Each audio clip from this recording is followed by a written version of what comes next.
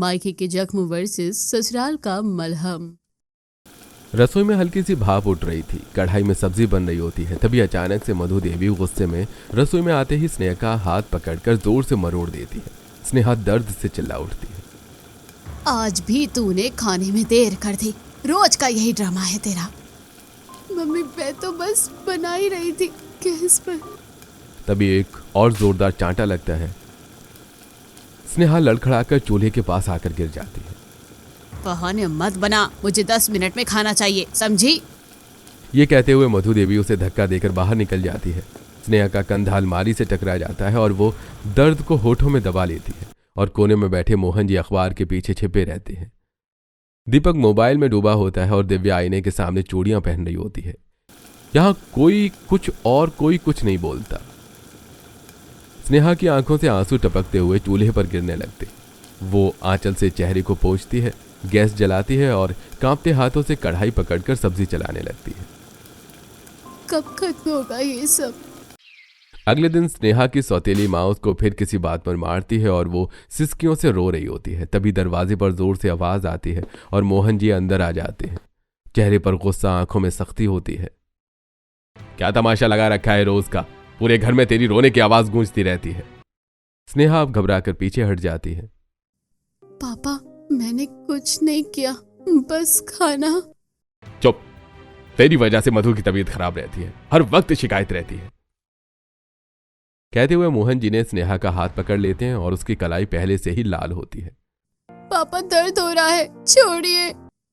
लेकिन मोहन जी का दिल नहीं पिघलता है और एक जोरदार थप्पड़ स्नेहा के मार देते हैं। स्नेहा की गर्दन एक तरफ झुक जाती है, आंखों के सामने अंधेरा छा जाता है और होंठ के साइड में थोड़ा सा खून का निशान भी होता है। काम ठीक से नहीं होता तो यही होगा, पढ़ाई लिखाई के नाम पर बोझ पाल लिया है मैंने।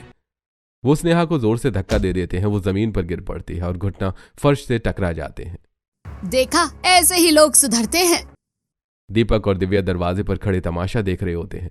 नानी विमला दूर कमरे से बस इतना ही कह पाती हैं। अरे मोहन, बच्ची है। इसे बच्ची मत कहो, इसे सबक सिखाना जरूरी है। स्नेहा फर्श पर बैठी सिर झुकाए रोती रहती है। आंसू उसकी हथेलियों पर गिर जाते हैं। जब पापा ही मारे हैं तो सहारा कहाँ से ढूंढूं? अब उठ और खाना बना, देर हुई तो फिर मार पड़ेगी। स्नेहा कांपते पैरों से उठती है, आंखें सूजी हुई और दिल जख्मी होता है। वो वहां से चली जाती है। अगले दिन घर के आंगन में नानी के आने से कुछ ज्यादा ही चहल पहल होती है। नानी ने आते ही दीपक और दिव्या को अपने पास बिठा लेती है।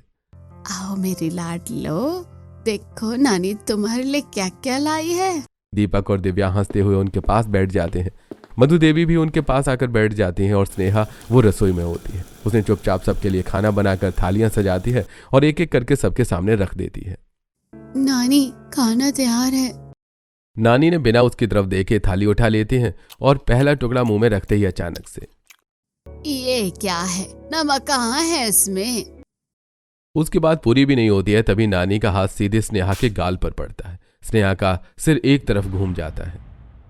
नानी अगर कम लग रहा है तो मैं। बेशरम, ऐसे ही तू मेरे बच्चों को भी परेशान करती होगी। नानी मैंने जानबूझकर नहीं किया है। हाँ मम्मी, ये ऐसी ही है, बेवकूफ सी। इससे कोई काम ढंग से नहीं होता। फिर मार क्यों नहीं देती इसे? ऐसे लोग लातों के भूत होते हैं। आप बिल्कुल सही कह रही हो मम्मी, इसे सबक सिखाने की पूरी छूट है। मोहन जी चुपचाप खड़े होते हैं।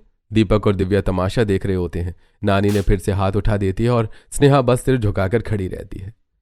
यहाँ कोई मेरा नहीं, यहाँ तो हर रिश्ता ही सजा है। आंसू उसकी आंखों से गिरते रहते हैं और वो वहां से चली जाती है। अगले दिन दोपहर में घर के आंगन में स्नेहा कपड़े धोकर बाल्टी उठाए कमरे की तरफ जा रही होती है। पैरों में चप्पल भी नहीं होती है। पीछे से दीपक दोस्तों के साथ हंसता हुआ आ रहा होता है। अरे अरे ओ स्नेहा दीदी, जरा देख के चलो, कहीं गिर न जाना। उसकी हंसी में ताना होता है। स्नेहा कुछ नहीं बोलती है, बस चुपचाप आगे बढ़ती रहती है। अचानक दीपक ने पीछे से उसके पैर के पास रखी बाल्टी को जोर से ठोकर मार देता है। स्नेहा का संतुलन बिगड़ जाता है। वो संभल भी नहीं पाई और सीधे जमीन पर गिर जाती है। उसका पैर आंगन में पड़े टूटे हुए लोहे के टुकड़े से टकरा जाता है। तेज दर्द के साथ ही पैर से खून बहने लगता है। स्नेहा घबराकर अपने पैर को देखती है। खून उसकी एड़ी से बहकर जमीन पर टपक रहा होता है। दीपक ये क्या किया? बहुत दर्द हो रहा है। अरे यार, इतना सा गिर गई तो रोने लगी, मजाक था बस। उसके चेहरे पर कोई पछतावा नहीं आता है। अरे ड्रामे मत कर, खुद ही गिर पड़ी होगी। उसी वक्त मधु देवी बाहर आ जाती हैं। क्या हुआ यहाँ? मम्मी, पैर कट गया है, बहुत खून बह रहा है। मधु देवी एक नजर डालती हैं और मुंह बना लेती हैं। कामचोर, ठीक से चलना नहीं आता, अब नाटक शुरू कर दिया। अरे मैं तो मजाक कर रहा था मम्मी, ये खुद गिर गई। उठ, खून खराबा फैलाकर घर गंदा मत कर। स्नेहा ने कांपते हाथों से अपने पैर को पकड़कर आंसू आंखों से बहते जा रहे हैं और खून जमीन पर होता है। यहाँ चोट भी मेरी गलती है और दर्द भी मेरा ही है। वो एक कपड़े से पैर बांधकर और बिना किसी सहारे के लंगड़ाते हुए कमरे की तरफ चली जाती है। अगले दिन शाम को स्नेहा पैर में पट्टी बांधे धीरे धीरे सीढ़ियां चढ़ रही होती है। पीछे से दिव्या आ रही होती है, हाथ में मोबाइल, चेहरे पर हल्की सी मुस्कान, मगर आंखों में गुस्सा होता। अरे इतनी धीरे क्यों चल रही है? पूरे घर का काम तुम्हें ही करना है ना? पैर में चोट लगी है दिव्या, इसलिए। ओ, फिर से ड्रामा। स्नेहा कुछ बोल पाती इससे पहले ही दिव्या ने पीछे से जानबूझकर जोर से धक्का दे देती है। स्नेहा का संतुलन बिगड़ जाता है और वो एक के बाद एक 2-3 सीढ़ियों से लुढ़कती हुई नीचे गिर जाती है। उसका हाथ सीढ़ी के कोने से टकरा जाता है और घायल पैर फिर से जमीन पर लगता है। वो सीढ़ियों पर बैठी कांपती रही होती है और दिव्या ऊपर खड़ी देख रही होती है। अरे संभल कर चलना चाहिए था ना, मुझ पर मत डाल देना इल्जाम। उसी वक्त मधु देवी बाहर आ जाती हैं। क्या हुआ? मम्मी, ये खुद ही गिर गई, हर वक्त गिरने का बहाना चाहिए इसे। मम्मी, इसने मुझे धक्का दिया। चुप, मेरी बेटी झूठ क्यों बोलेगी? तू ही बदनसीब है। अब समझ आ गया, यहाँ ना बहन है ना भाई, सिर्फ जख्म है जो रोज नहीं मिलते हैं। एक दिन मधु देवी पूरे परिवार को लेकर रिश्तेदारी में जाती हैं। बड़ा सा घर, बहुत लोग, शोर शराबा, और उसी भीड़ में कमला देवी और उनका पूरा परिवार भी मौजूद होता है। स्नेहा को अंदर घुसते ही काम में लगा देते हैं। कोई कहता जापानी ले आ, कोई कहता ये प्लेट उठा, कोई कहता वहां झाड़ू क्यों नहीं लगी, कोई उसे आवाज देता, कोई ताना मार देता, कोई जानबूझकर धक्का दे देता। ये लड़की तो घर की नौकरानी लग रही है। सब हंस पड़ते हैं। स्नेहा सिर झुका लेती है। वो चाय परोस रही थी कि पीछे से किसी ने कोहनी लग जाती है और चाय थोड़ी छलक जाती है। अरे अंधी है क्या? सबकी नाक कटवाएगी। स्नेहा कुछ बोल पाती उससे पहले ही मधु देवी उसके बराबर में आकर खड़ी हो जाती हैं और किसी को शक भी नहीं होता है। वो अचानक से चुपके से स्नेहा का हाथ पकड़कर और जोर से टेबल पर दे मारती हैं। स्नेहा की उंगलियों में तेज दर्द उठता है, लेकिन उसके मुंह से आवाज नहीं निकलती। वो चुपचाप पीछे हटकर एक कोने में खड़ी होकर रोने लगती है। उसी वक्त पास से आयुष ये सब देख रहा होता है और वो स्नेहा के पास आता है। ये लोग तुम्हारी इतनी बेइज्जती कर रहे हैं, तुम पर इतना जुल्म कर रहे हैं, तुम कुछ कहती क्यों नहीं हो? नहीं, ये सब मेरे परिवार वाले हैं। परिवार वाले तो थोड़े बहुत बातें कह ही देते हैं। परिवार है इसका मतलब ये नहीं कि कोई भी तुम्हारे सेल्फ रिस्पेक्ट को चल दे। स्नेहा की आंखें फिर भर आती हैं। वो कुछ बोल नहीं पाती है। आयुष ने जेब से रुमाल निकालता है और बड़े प्यार से उसकी तरफ बढ़ा देता है। रो मत, ये लो रुमाल। दूर से कमला देवी ये सब देख रही होती है। उनके चेहरे पर हल्की मुस्कान आ जाती है। मेरा बेटा पहली बार किसी लड़की के लिए इतनी अटैचमेंट दिखा रहा है। कितने प्यारे लग रहे हैं ये दोनों। थोड़ी देर बाद मधु देवी का पूरा परिवार जाने लगता है। स्नेहा चुपचाप खड़ी होती है। आयुष उसे देखता रहता है, फिर हिम्मत करके उसे एक कोने में ले जाता है। क्या तुम्हारा नंबर मिल सकता है? मैं तो फोन नहीं चलाती, लेकिन मेरी मम्मी का नंबर तुम लिख लो। वो एक टिश्यू पर नंबर लिखकर दे देती है और आयुष मन ही मन बहुत खुश हो जाता है। अगले दिन आयुष और स्नेहा की अब रोज रोज बातें होने लगती हैं। कभी 2 शब्द, कभी एक लंबी चैट। स्नेहा के चेहरे पर पहली बार बिना डर वाली मुस्कान दिखने लगती है। वो ज्यादातर मधु के फोन ही इस्तेमाल करती थी। धीरे धीरे वही उसका छोटा सा सहारा बन जाता है। एक दिन स्नेहा अपने कमरे में कोने में बैठी होती है। फोन स्क्रीन पर आयुष का मैसेज चमक रहा होता है। वो पढ़ते पढ़ते मुस्कुरा रही होती है। बाहर से आवाज आती है, स्नेहा, स्नेहा, इधर आ। स्नेहा को नहीं सुनता। वो टाइप कर रही होती है। फिर तेज कदमों से मधु कमरे में आती है। कान में रुई भरी है क्या? अचानक मधु देवी ने स्नेहा को फोन में मुस्कुराते देखा। उनकी आंखों में आग जल उठती है। क्या कर रही है? इससे पहले स्नेहा कुछ कह पाती, मधु देवी ने फोन झपट लेती है। मम्मी, वो बस। मधु देवी ने उसका हाथ पकड़ लेती है और घसीटते हुए रसोई की तरफ ले जाती है। मम्मी छोड़ो, दर्द हो रहा है। रसोई में तवा चूल्हे पर गर्म हो रहा होता है।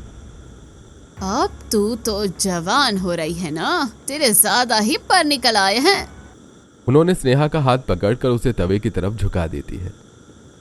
मम्मी अभी मेरा हाथ चल रहा है, छोड़ो छोड़ो। पूरा पूरा दिन फोन पर लगी रहती है, पता नहीं किससे चैटिंग करती रहती है। स्नेहा दर्द और डर से रो पड़ती है, आंसू लगातार बहने लगते हैं। मम्मी मैंने कुछ गलत नहीं किया, बस बात कर रही थी। आज के बाद फोन छुआ भी तो हाथ तोड़ दूंगी, समझी? स्नेहा फर्श पर बैठ जाती है, हाथ कांप रहे होते हैं। वो रोती रही खामोशी में, बिना किसी सहारे के। जो थोड़ी सी खुशी मिली थी वो भी गुनाह बन गई है। अरे कमल बहन जी, आप इतने दिनों बाद। हाँ बहन, उस दिन फंक्शन में मिली थी ना, मन तो था आपसे बात करने का, पर टाइम ही नहीं मिला। अरे अंदर क्यों खड़े हो, अंदर आइए आइए। सब लोग अंदर आकर बैठ जाते हैं। मधु देवी ने जल्दी जल्दी चाय पानी रखती है। फिर कमला देवी का चेहरा थोड़ा गंभीर हो जाता है। बहन मैं आज आपसे एक जरूरी बात करने आई हूँ। जी जी बताइए। मैं इस रिश्तेदारी को अब एक नए रिश्ते में बदलना चाहती हूँ। यह सुनते ही मधु देवी के मन में खुशी की लहर दौड़ जाती है। हे भगवान, इतनी बड़ी फैमिली का रिश्ता मेरी बेटी दिव्या के लिए। अरे हाँ, मेरी दिव्या तो एकदम तैयार है। आप चाहे तो कल ही रिश्ता पक्का कर लें, हम तो पूरी तरह से तैयार है। अरे नहीं नहीं बहन, हमें दिव्या का रिश्ता नहीं चाहिए, हमें तो स्नेहा का रिश्ता चाहिए। पर आपका बेटा तो स्नेहा से 4 साल छोटा है और दिव्या बिल्कुल ठीक रहेगी उसके लिए। वैसे भी लड़की उसके हिसाब की होनी चाहिए ना। नहीं बहन, हमें स्नेहा ही पसंद है, हमारा फैसला पक्का है। मधु देवी जबरदस्ती भरी मुस्कान दबा लेती हैं और अपनी पति मोहन जी को कोने में ले जाती हैं। आप कुछ बोल क्यों नहीं रहे हैं? ये लोग स्नेहा का हाथ मांग रहे हैं। मुझे अपनी बेटी दिव्या का रिश्ता इतनी बड़ी फैमिली में करना है। अरे यार, इसको शादी करके जल्दी से भेजो, मुझसे अब ये और बर्दाश्त नहीं होती। 24 घंटे रोती रहती है इस घर में, मनहूस कहीं की। जल्दी रिश्ता पक्का कर दो, ये कल मुही जाए यहाँ से। मधु देवी ने एक पल सोचती है और फिर उसके होठों पर कठोर मुस्कान आ जाती है। रिश्ता पक्का होने के कुछ ही महीनों बाद स्नेहा और आयुष की शादी सादगी और सम्मान के साथ हो जाती है। स्नेहा जब ससुराल पहुंचती है तो उसे डर होता है, वहीं पुराना डर मायके का। गृह प्रवेश होता है, कमला देवी आरती उतारती है। ससुर प्रीतम जी ने सिर पर हाथ रखकर आशीर्वाद देते हैं। आओ बेटा, आज से ये तुम्हारा घर है। भाभी, अब आप और मैं मिलकर खूब मस्ती करेंगे। स्नेहा हल्का सा मुस्कुराती है। अगले दिन स्नेहा की पहली रसोई होती है। स्नेहा सब्जी काट रही होती है, लेकिन उसका मन कहीं और होता है। बीते हुए जख्मों में, पुराने डर में। अचानक चाकू से उसकी उंगली हल्की सी कट जाती है।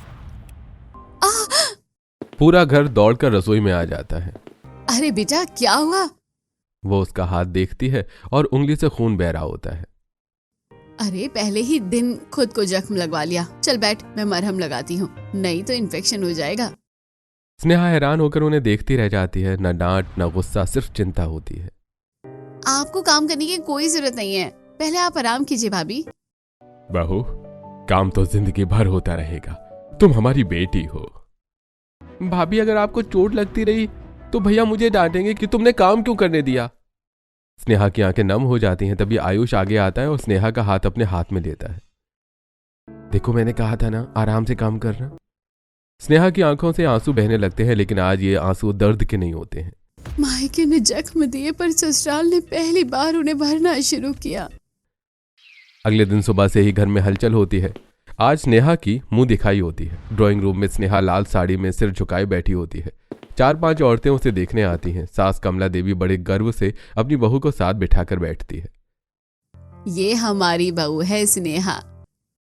एक औरत ऊपर से नीचे तक स्नेहा को देख और हल्की सी हंसी के साथ बोलती है। तुम्हारी बहू तो बड़ी नसीब वाली है, गरीब घर से उठाकर सीधा बड़े महल में ले आई हो। कमला देवी का चेहरा गंभीर हो जाता है। वो बिना मुस्कान मगर पूरे आत्मविश्वास से जवाब देती है। नसीब वाली ये नहीं, बल्कि नसीब वाले तो हम हैं, जो भगवान ने इस जैसी बहू हमारे घर भेजी है। सब औरतें एक दूसरे का मुंह देखने लगती हैं। घर बड़ा या छोटे होने से इंसान का कुछ नहीं होता, दिल बड़ा होना चाहिए, और वो हमारी बहू का है। हमने बहू नहीं, बेटी पाई है। और सच बताऊं, भाभी के आने से घर और सुंदर हो गया है।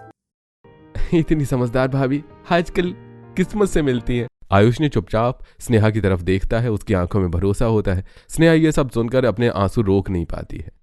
वो घर जहाँ हर दिन मार पड़ती थी, ताने दिए जाते थे और मैं बोझ थी, और ये घर जहाँ हर शब्द मरहम बनकर लग रहा है।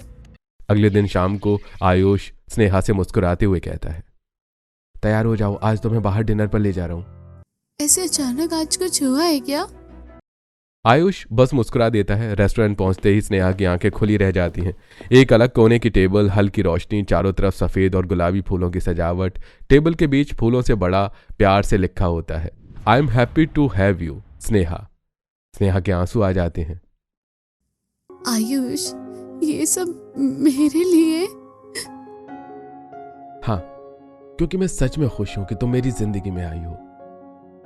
स्नेहा की आंखों से आंसू बह निकलते हैं। वो जल्दी से उन्हें पोंछने लगता है। आज तक ऐसा सरप्राइज मुझे किसी ने नहीं दिया। कभी किसी ने ये नहीं जताया कि मेरी मौजूदगी से कोई खुश भी हो सकता है। जिसने बहुत दर्द सहा हो वो थोड़े से प्यार पर और गहराई से मुस्कुराता है। स्नेहा मुस्कुराती है। अगले दिन घर का माहौल शांत होता है। कमला देवी ने स्नेहा को अपने पास बुलाती है। स्नेहा बेटा, इधर आओ। स्नेहा थोड़ा घबरा जाती है। पुराने डर अब भी कहीं ना कहीं होते हैं।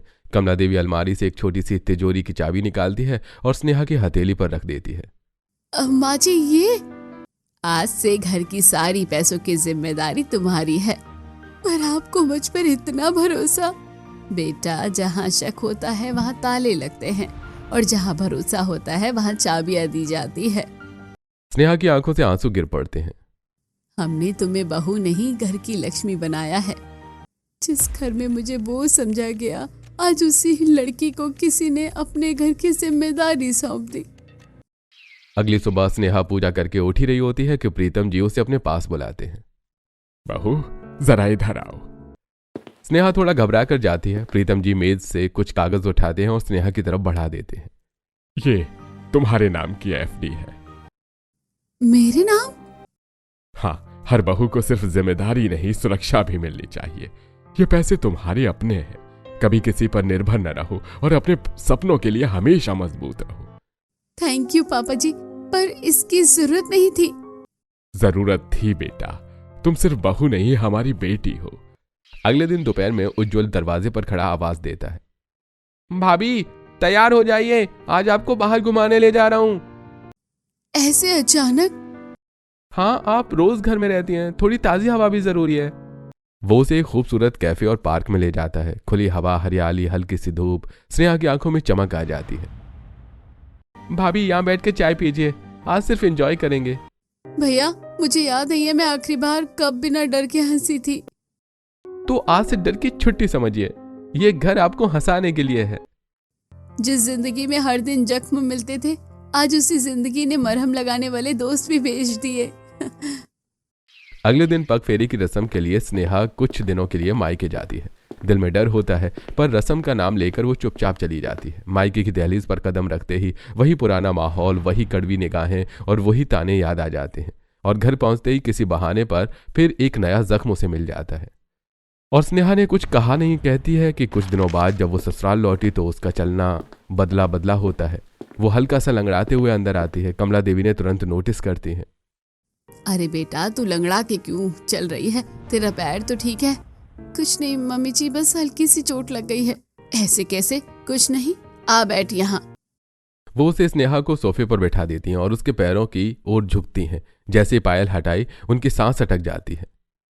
पैर पर बहुत लंबा कट होता है, जैसे किसी ने जानबूझकर चोट पहुंचाई हो। हे भगवान, इतना बड़ा कट ये कैसे लग गया तेरे पैर पर? स्नेहा चुप रहती है और उसकी आंखें भर आती हैं। रुक, पहले इस पर मरहम लगाती हूँ। ऐसे खुला छोड़ दिया तो इन्फेक्शन हो जाएगा। वो बहुत प्यार से उसके पैर पर मलहम लगाने लगती है, हल्के हाथों से पट्टी बांधती है। स्नेहा की आंखों से आंसू बहने लगते हैं। दर्द हो तो बता देना बेटा, दर्द सहने की जरूरत नहीं है। उस पल स्नेहा का दिल भर आता है। एक तरफ हर रोज नए जख्म मिलते रहे और दूसरी तरफ कोई है जो बिना सवाल किए बस मरहम लगाने बैठ जाता है। अरे बहन जी, एक छोटी सी रस्म रह गई है, बेटी के मायके आए बिना कैसे पूरी होगी? सास उसे फिर भेज देती है और स्नेहा चुप रहती है। दिल कांप रहा होता है, पर रस्म का नाम होता है। वो मायके पहुंचती है। वहां कोई रस्म नहीं, सिर्फ नई नई बनाई हुई झूठी साजिश होती है। आज पूरे घर की सफाई तू करेगी, मेहमान आए हैं, रात तक रसोई संभाल लियो। दिन ढलते ढलते उसके हाथों पर छाले पड़ जाते हैं, कंधा दर्द से जकड़ जाता है। रस्म है, निभानी पड़ेगी। स्नेहा बिना बोले सहती रहती है। जब वो ससुराल लौटती है तो उसके हाथ सूजे होते हैं। अरे बेटा, हाथ ऐसे क्यों हो रहे हैं? कुछ नहीं मम्मी, वो तो ऐसे ही। कमला देवी उसे बिठाती है, ठंडा पानी लगाया, मलहम लगाती है। पता नहीं ये जब भी आती है मायके से नया जख्म लाती है। मायके से जख्म, ससुराल से मरहम। कुछ दिन बाद फिर फोन आता है। बहन जी, इस बार स्नेहा को बेटी बनकर आना है, यह हमारी रस्म है। सास बिना किसी सवाल जवाब के फिर भेज देती है। स्नेहा ने कुछ नहीं कह पाती है। वो फिर चली जाती है। इस बार उसके पैर पर हाथ पर डंडा मार देते हैं। एक हाथ पकड़े हुए ससुराल पहुंचती है। दरवाजा खुलते ही आयुष की नजर हाथ पर पड़ती है। स्नेहा, क्या हुआ? कुछ भी नहीं, बस एक रस्म थी। कमला उसका हाथ देखती है। ये रस्म नहीं, जुल्म है। वो बिना सवाल किए फिर से मरहम लगाती है, पट्टी बांधती है। स्नेहा चुपचाप रोती रहती है। हर बुलावे पर मायके से जख्म मिलते हैं और हर वापसी पर ससुराल उन्हें भर देता है। एक दिन फिर से मधु देवी का फोन फिर आता है। बहन जी, हमारी एक और रस्म रह गई है। बेटी कुछ दिन मायके ही रहती है, आप भी तो हमारी तरह समझिए, भेज दीजिए। अरे बहन जी, अभी तो वो 3 रस्म करके आई है, तब से ज्यादातर मायके में ही थी। अरे बहन जी, आप हमारी भी तरफ समझिए ना, इस बार भी भेज दीजिए। फोन रखते ही कमला देवी का चेहरा गंभीर हो जाता है। वो प्रियंका को पास बुलाती है। बेटा, मुझे लगता है स्नेहा के मायके में कुछ बहुत गलत हो रहा है। शादी के बहुत 3 बार गई है और हर बार जख्म लेकर आती है। अब सच जानना जरूरी है। हाँ मम्मी, भाभी वैसे भी बहुत चुप चुप रहती है। अगले दिन स्नेहा मायके जाने के लिए तैयार हो रही होती है। बेटा, प्रियंका भी तेरे साथ जाएगी, उसका कॉलेज रास्ते में ही है। स्नेहा ने सिर हिला देती है। स्नेहा और दिव्या गाड़ी में बैठकर साथ जा रहे होते हैं। घर के बाहर उतरते वक्त प्रियंका ने चुपके से एक छोटा सा स्पाई कैमरा बैग के अंदर फिट कर देती है। किसी को भनक तक नहीं लगती है। दरवाजा बंद होता है और वही पुराने जख्म शुरू हो जाते हैं। अचानक दीपक ने गुस्से में स्नेहा का सिर टेबल पर दे मारता है। स्नेहा चीख भी नहीं पाती है, उसके माथे से खून बहने लगता है। यह सब स्पाई कैमरे में रिकॉर्ड हो जाता है। कुछ देर बाद स्नेहा ससुराल लौटती है। माथे पर पट्टी होती है, चेहरा बुझा हुआ होता है। बेटा, तेरे सिर पर इतनी चोट कैसे लग गई? कुछ नहीं मम्मी, मैं सीढ़ी से गिर गई थी। भाभी, मेरा फोन आपके पास रह गया है, जरा दे दीजिए। मम्मी जी, मैं थोड़ा आराम करने जा रही हूँ, सिर बहुत दुख रहा है। वो कमरे में चली जाती है। ड्राइंग रूम में प्रियंका एलईडी पर रिकॉर्डिंग चला देती है। कमरे में सन्नाटा छा जाता है। टेबल पर सिर मारना, खून, चीखें। कमला देवी की आंखें भर आती हैं। गुस्से से उनकी आवाज कांपने लगती है। स्नेहा, जरा इधर आना। स्नेहा सहमी हुई बाहर आती है। तूने हमसे इतनी बड़ी बात छुपाई, मुझे यकीन नहीं हो रहा। मम्मी जी, मैंने ऐसा क्या कर दिया? भाभी, इधर देखो, ये सब क्या है? रिकॉर्डिंग देखते ही स्नेहा फूट फूट कर रोने लगती है। मुझे लगा अगर आप ये सब जान गए तो आप भी मेरे साथ वैसा ही व्यवहार करेंगे, और अगर मैंने बताया तो मेरे मायके वाले मुझे और ज्यादा मारेंगे। मुझे लगा आप भी मुझे ही गलत ठहरा देंगे, इसलिए कुछ नहीं कहा। कमला देवी आगे बढ़ी और उसे जोर से गले लगा लेती है।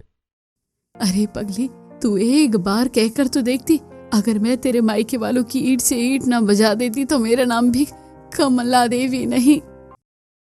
मैं चुप नहीं बैठ सकता। मेरी बेबी के बेइज्जती, उस पर इतना जुल्म, मैं ये सह नहीं करूंगा। अरे बेटा, तू सही कह रहा है, अब लीगल एक्शन जरूरी है। भैया चलो पुलिस के पास चलते हैं।